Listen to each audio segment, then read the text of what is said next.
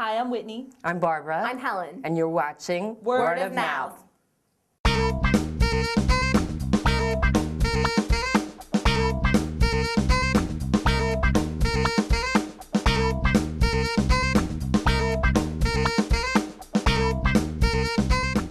See, I did not disappear. And how was she to make sense of that, young as she was? So, of course, a child's mind, I must have murdered him. Oh, my dear, how do you take the sadness out of a girl who learned it so early in life? It's not possible. It can't be done. Today I saw The American Plan. The setting takes place in the Catskills at a vacation home for this family, the Adler family. There's a woman, Ava, and her daughter, Lily, and they have a maid, Olivia. And they're there, I guess they come there during the summers for vacation. Eva is the mother, and she's apparently escaped from Nazi Germany and come here with her husband, who died under tragic circumstances, however maintaining his fortune. She cares about her daughter, and she's scared because her daughter is getting older, and it's her only child, and she doesn't want her to leave. And so, in some ways, she tries to keep her close by pushing others away from her. For Lily, this means she has had a very tough life. She is very emotionally fragile. One day, Lily's sitting by the water, and Nick comes out, and he is somewhat of a nomad, and he just travels around, and he happens to be there vacationing. She instantly falls in love with him, and she's instantly smitten with him. She goes around spreading lies so that all the other eligible girls will just go fleeing. And they have a relationship which the mother then thwarts, and she's very psychologically clever in how she tries to destroy this relationship.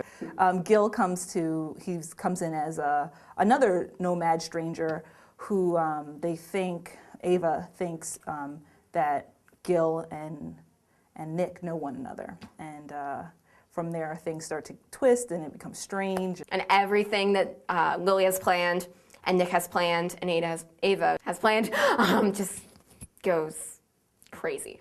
To me, Mercedes Rourke's character was really the best. I mean, I've seen people like this woman, and you could really see how this woman took over this poor young thing's life. I thought she was great. I knew that she had won an Oscar, I knew that she had won a Tony, but I had never seen her in anything. She's excellent. She plays the part really, really well, and she's very believable.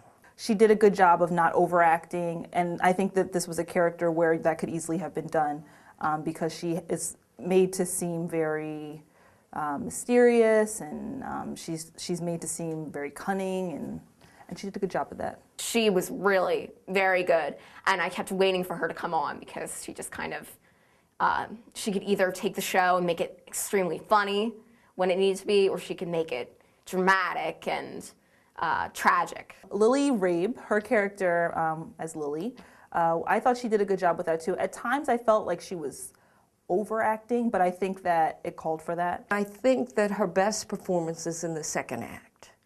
She doesn't really have much to work with in the first act, but in the second act she does very well. Although she does well when she has that hysterical, she played that really well. She had a period where she became hysterical and she couldn't breathe. She was quite good in that. In the beginning, I thought that she was sort of a one-dimensional character and that she was just this curious, slightly psychotic, insane, sort of selfish character. And then as the plot thickens and secrets begin to unravel, you realize that there are so many different dimensions to this character, and she played them all very well. I'm not crazy about the play itself, but it was done well. It was done well. The acting was very good. It was put together well. It was the story.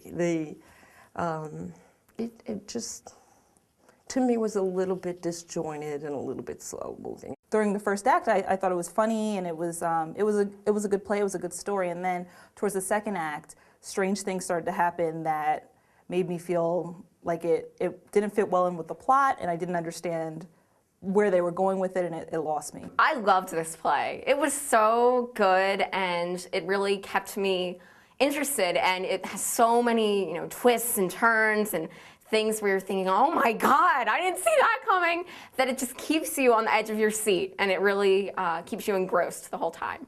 I mean, I think it builds you up in the beginning, and then towards the end, it just ends. There's not really, I feel like the story doesn't really have a conclusion. It was nice in that it didn't wrap itself up very easily. It wasn't just everything's pretty in a box with a neat bow. It's just like, here's what happens. And it was interesting in that it was not easily resolved. A lot of my friends, I would say, unless you're really involved in theater or American playwriting, it's not a must. Overall, I would say it was a little bit of a letdown. I liked it, but if I were to go there on my own, I don't think, or if I had an option to go there on my own, I wouldn't. I don't think I would. It's not a happy play. It's not a play for kids. I'd say to all my theater friends, go get tickets now. It's so good. Did you have a ravenous sex life we know nothing about? Lily! I'd respect you for it. I wouldn't call you a slut. Lily! Are you a virgin? Lily! You could be either of these things. I don't know you at all. Well, being known is not part of my job. Olivia, does your knitting ever become anything? Or do you unravel it every night?